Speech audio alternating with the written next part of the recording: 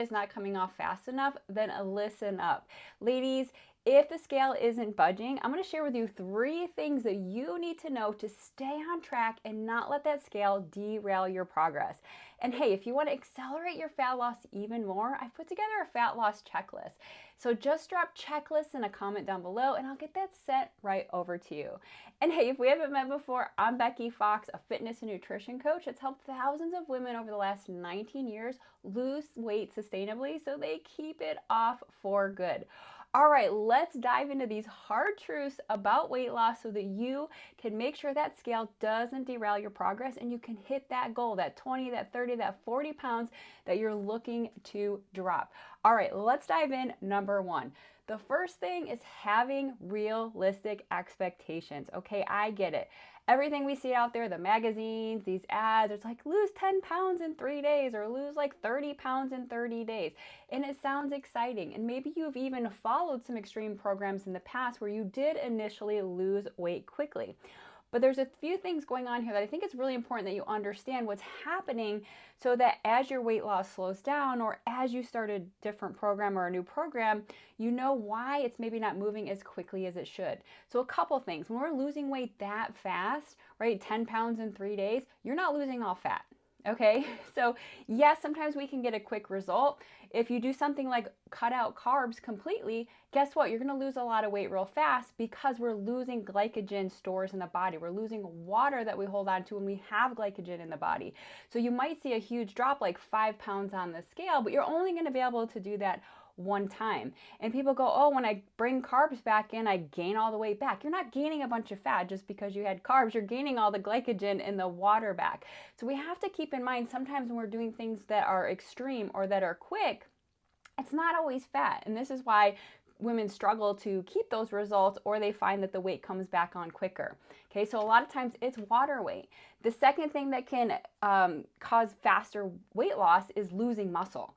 Okay, and the last thing you want to do when you are trying to lose fat is lose muscle at the same time. Okay, muscle is so important for a lot of things like being strong, having muscle tone, and just health.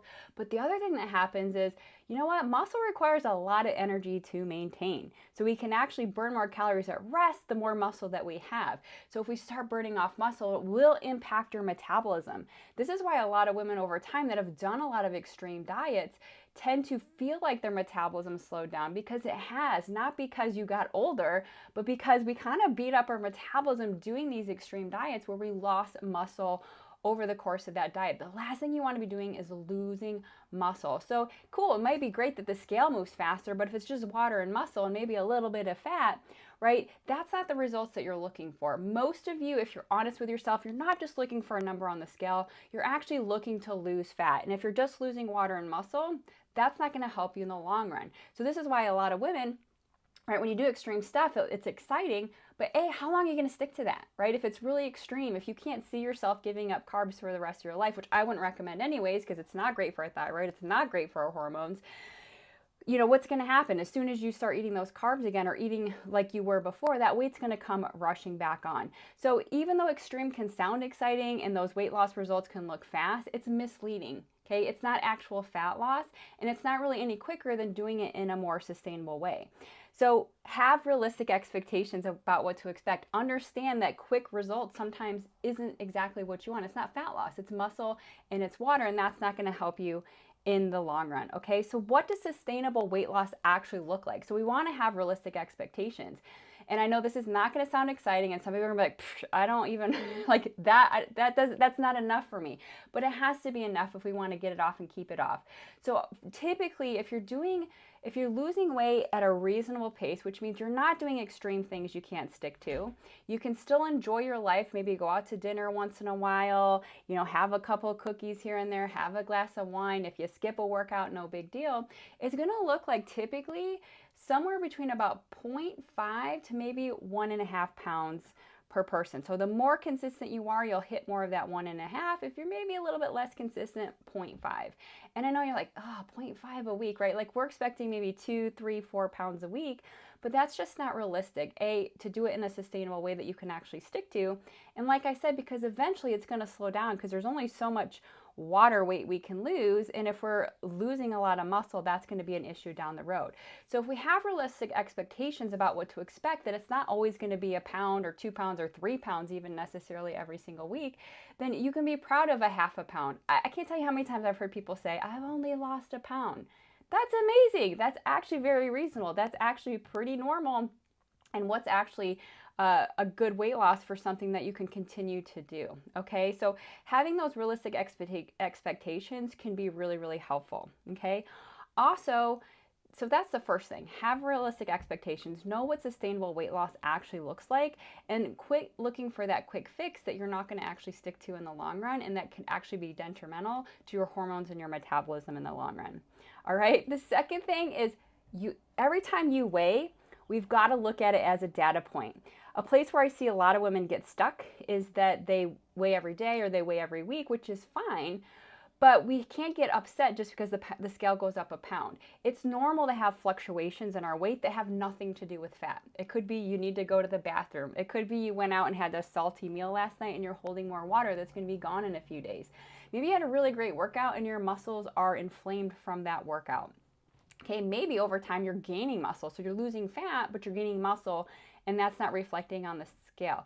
So there's a whole ton of reasons why the scale doesn't move as quickly as you thought it would, or even why it can fluctuate, why it might go down 2 pounds and then up a pound and then down a half pound and then, up a quarter of a pound. Okay, so the key when we're weighing is we can't look at the day to day or the week to week.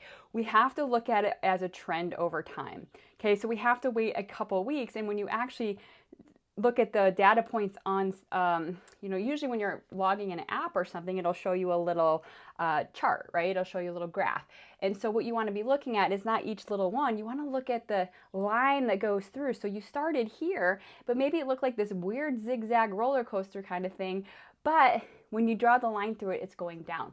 That's what you're looking for. So if you quit every time the scale goes up a pound thinking you're not doing something right, that's not the case at all. You're probably doing everything right. You're doing fantastic. The problem is you're giving up every time that scale goes up, but that's 100% normal. Everybody's going to experience that. Everybody's going to notice that. Okay, so don't look at the trend from day to day. Look at it over time and see that slope of it going down. Now, if it's staying flat or it's going up, then we got to look at what's going on and the approach that you're taking, because something is clearly off there. Okay, so look at the weight as a data point. Okay, it doesn't tell everything, and so we have to make sure that we're looking at the trend over time. Okay, and the last thing I want you to think about is, so often I see women get so caught up in the scale that if the scale doesn't move, if it kind of fluctuates a little bit, they're like, this isn't working, and they give up. I remember working with a client who literally after 3 days, she was in a group program, and she messaged me a few weeks later. I hadn't seen her. I was like, what happened to her in the this is a really large program. I had like 150 people. And 3 days in, she said she quit because the scale went up a pound. And this is what a lot of people do. They quit because of those fluctuations when you're actually on the right track if you would have just kept going. Okay, so we can't be that person. And so what I suggest is, yes, scale is one piece of the puzzle, but if that's all you focus on, you're gonna get frustrated. It's kind of like watching grass grow too, right? It's a slow process. It takes time. You can stare at the grass and it looks like nothing is changing. And that can sometimes be our weight loss. And all of a sudden, it's like, wow, I have lost 10 pounds, or maybe you haven't lost as much weight as you thought, but your clothes are looser and people are noticing, and all these things are happening. So one of the things that's really, really important when you're losing weight is make sure that, yes, you can focus on the scale. If you can be objective about it being a data point and not be too emotional, so taking some of the emotion out of that scale. But what are the other progresses that you're noticing? If that scale stays the same, but you're 2 sizes smaller, does it really matter what that scale says, right? I could put you into space and you're going to weigh a lot less, right? Because if you just want the number to be less, let's just put you in space, right? But it's not just about that number, right? You don't want to just weigh less and look the same. You want to look different. You want to be more toned. You want to be smaller. You want to fit into your clothes. So focus on that stuff. Even if the scale doesn't reflect what you think it should, but you look better, you feel better. Okay, focus on that. So making sure you're taking measurements, you're taking photos, you're seeing how your clothes fit, because these are going to be a better sign of your actual progress than just using the scale. And also, because this is a slow progress, I always encourage my clients to focus on all the wins that they're enjoying, right? Because again, it's going to take time to lose the weight. It didn't come on overnight. It's not going to come off overnight. And if we're doing it in a healthy, sustainable way so that it actually stays off and doesn't just come off and come back on and go off and come back on like most of you have been struggling with, right? Then it's going to stick. But it's going to take time, okay? It's just not a fast process. And I know that's frustrating, but that's just the way that it is, okay? And so if we can focus on the small wins, like showing up consistently for yourself, like the fact that you have more energy now, that maybe you're getting more protein and you're moving your body more, the fact that you're getting stronger, so now you're able to get on the floor and play with the grandkids, or you're able to pick up your dog with ease, or whatever these things are that you're doing in your everyday life. Maybe because you're moving your body more, you're less achy, your joints are less achy, you get up and you don't feel so stiff. And so noticing all these other wins, all these little tiny wins that you notice every day, is going to help you to stay inspired and motivated to stay on track with your workouts, to stay on track with your nutrition, and make sure you're getting your sleep and managing your stress and all these things that help with weight loss, so that you are more inspired to stay on track. So this is really, really important to keep in mind, and something I really have to work on a lot with my clients, because it's so easy to get sucked into like, I should be here, I should be losing weight quicker. And instead of celebrating the things that we're actually accomplishing, and by staying consistent, you will lose the weight. Okay, but you have to keep showing up. You have to stay consistent. If you give up every time it feels like it's too slow or it's not where it should be, okay, it's going to take you 10 times as long to make that progress, because every time you quit and give up, you're getting more behind. Okay, so just keep showing up, stay consistent, and remember these 3 things. So let me know which one spoke to you. Quick recap is, one is, let's have realistic expectations. Okay, we can't just listen to all this crazy advertising out there that isn't true or isn't realistic for most women out there. Or it's losing weight in an unhealthy way that's going to come rushing back on. Okay, number 2 is seeing it as a data point. Okay, weight loss is never linear. It's more like this squiggly wiggly crazy line, but let's look at the trend over time to see it moving down. And let's celebrate other progress. So number 3 is, let's celebrate other progresses besides just the weight. How do your clothes fit? How is your energy? What things are you able to do now? How are you showing up for yourself in a different way? You're taking care of yourself. Okay, your health is better. All these kinds of things. Okay, so that's 1, 2, 3. Let me know what spoke to you the most in a comment below. And hey, like I mentioned at the beginning, if you want to grab my fat loss checklist, it has some of the top steps that I recommend incorporating into your fat loss plan. I see a lot of women kind of not incorporating all the things that really matter when it comes to fat loss. Maybe they're just working out, but they're not paying attention to how much they're eating. Maybe they're not tracking what they're eating. All these things have to work in unison for you to see the best results. So just drop checklist down below. I'll get that checklist right over to you so you can have a step-by-step of what you should be focusing on to make sure you're losing the weight sustainably. And of course, thanks for watching.